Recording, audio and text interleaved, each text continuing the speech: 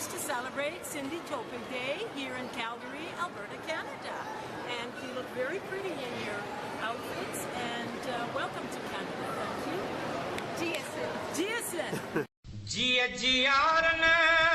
Matha I Jan Saran Matha Manzile Ishkaje Chandataran Matha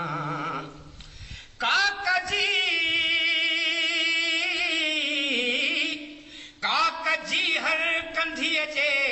Kinaran Matha दुश्मने Sindh के फाही सुर के पई सिंध मुर्के पई सिंध मुर्के पई सिंध मुर्के पई सिंध मुर्के पई सिंध मुर्के पई तुझे हीरन ऐं मोतिन जी छोली दिसी सिंधी बोली जी लबड़न ते लोली दिसी तुझे हीरन मोतिन जी छोली दिसी सिंधी बोली जी लबड़न ते लोली दिसी गर्दिशे वक्त जी पिरोली दिसी सरजमीने वतन प्यार परखे पई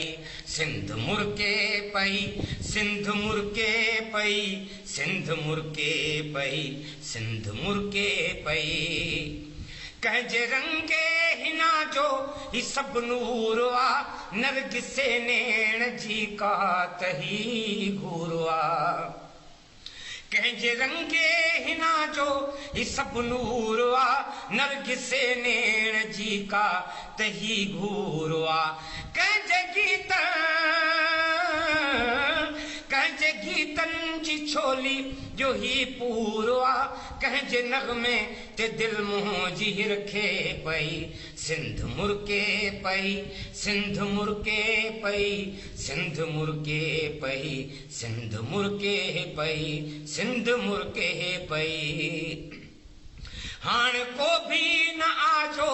बहारूं खसे घोट तुझे तंबूरे जुतारूं खसे हाण को भी न आजो बहारूं खसे घोट तुझे तंबूरे जुतारूं खसे कोई ओठी उठन जूं महारूं खसे मंजिले इश्क मजनू खां छिरके पई सिंध मुर्के पई सिंध मुर्के पई सिंध मुर्के पई सिंध मुर्के पई हाँ ऐ मुझे तखय्युल जा ऐ महजबी शाल जिंदा हुजी शाल सन में वसी बुलबुले बुलबुले दिल नरो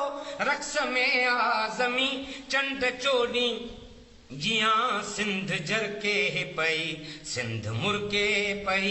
सिंध मुर्के पई सिंध मुर्के पई सिंध मुर्के पई जिय जियारन मथा जान सारन मथा मंजिले इश्क जे चंद तारन मथा काक जी हर कंधीअ जे किनारन मथा दुश्मने देश खे फा हिसुर के पई सिंध मुर्के पई सिंध मुर्के पई सिंध मुर्के पई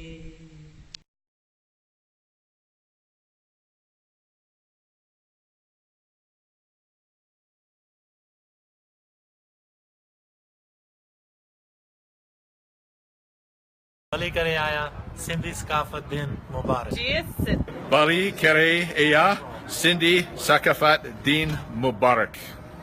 सभी दोस्तन के सिंधी सकाफत जो ॾींहुं मुबारक हुजे भली करे आया सिंधी सकाफत ॾींहुं मुबारक सिंधी सकाफत ॾींहुं मुबारक सिंधी सकाफत ॾींहुं मुबारक सिंधी कल्चरल डे सभिनी खे मुबारक हुजे जीअं सिंध ऐं सभिनि खे सकाफती ॾींहुं मुबारक साईं सदाई करी मथे सिंध सुकार दोस्त मठा दिलदार आलम सब आबाद करी जिए सिंध सभिनी खे सिंधी ॾियारो मुबारक जिए सिंध सभिनी खे सिंधियुनि जो ॾींहुं मुबारक जिए सिंध ऐं सभिनी खे साथ जिए सिंध सिंधी सकाफत मुबारक हो आप सबको। अला साथे जेको आहे सो कैलगरी में सिंधी सकाफ़त ॾींहुं मल्हायो आहे GSM। सिंधी सकाफ़त मुबारक। सिंधी सकाफ़ती ॾींहुं मुबारक। साईं सिंधी सकाफ़ती ॾींहुं मुबारक। भली करे आया।